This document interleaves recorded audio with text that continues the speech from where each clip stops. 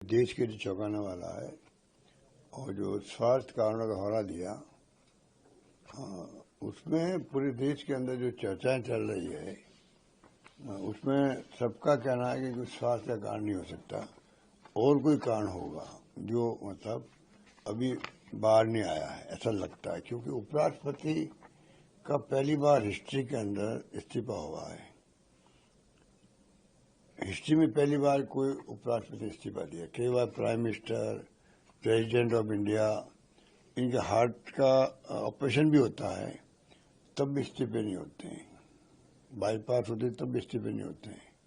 तो ये तो स्वास्थ्य के कारण तो देखो समझ नहीं आ रहा। और राजस्थान वालों को बहुत धक्का लगा क्योंकि राजस्थान के वो रहने वाले भी हैं। किसानों के लिए वो हमेशा आवाज़ पार्लियामेंट के अंदर भी और पार्लियामेंट के बाहर भी उठाते रहे हैं। और अचानक ही उपराष्ट्रपति पद पे हमारा राजस्थान को सपूत बैठा हो, वो इस्तीफा दे दे तो स्वाभाविक है कि आम लोगों को भी एक धक्का लगा है। अब क्यों दिया ये समझ के परे। हालांकि मैंने अभी 10 दिन पहले ही कहा था जोधपुर के अंदर, मैंने कहा कि उपराष्ट्रपति जो चेयरमैन है राज्यसभा के और लोकसभा के चेयरमैन है ओम बिरला जी, दोनों दबाव में काम कर रहे हैं। और उसके बाद में धनखड़ साहब जयपुर में आए तो उन्होंने कहा नहीं, मैं कोई दबाव में काम नहीं कर रहा हूं। ये उन्होंने कहा था। कहना और बात है और हकीकत होना अलग बात है।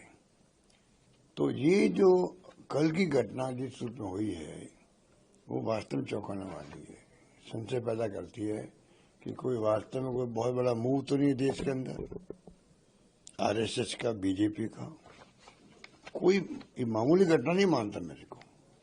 कोई ऐसा मूव तो नहीं है देश के लिए जो आरएसएस, बीजेपी छिपा रही हो। क्योंकि अचानक लोगों को आश्चर्य हो रहा है। जयराम रमेश जी ने कहा कि किसी वापस पुनर्विचार करना चाहिए या प्रधानमंत्री जी को इनको वापस मनाना चाहिए इस्तीफा वापस लेने में। मैं भी चाहूंगा कि अगर ऐसा संभावना हो तो प्रधानमंत्री जी आ गया है। और क्योंकि ये घटना देश विदेश के अंदर, एक तो प्रधानमंत्री जा रहे हैं विदेशी दौरे पे और उनका उपराष्ट्रपति देश के अंदर इस्तीफा दे रहा है, तो मैं चाहूंगा कि प्रधानमंत्री भी प्रयास करें वापस, ये संभव है क्या इस्तीफा वापस हो जाए उनका।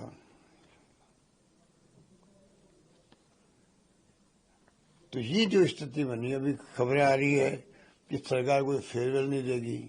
तो ये तमाम बातें जो है ये चौंकाने वाले भी है, आश्चर्यचकित करने वाली भी है, दुखद भी है और कई क्वेश्चन खड़ा करने वाली भी है, जो समय आने पे आपको मालूम पड़ेगा कि हकीकत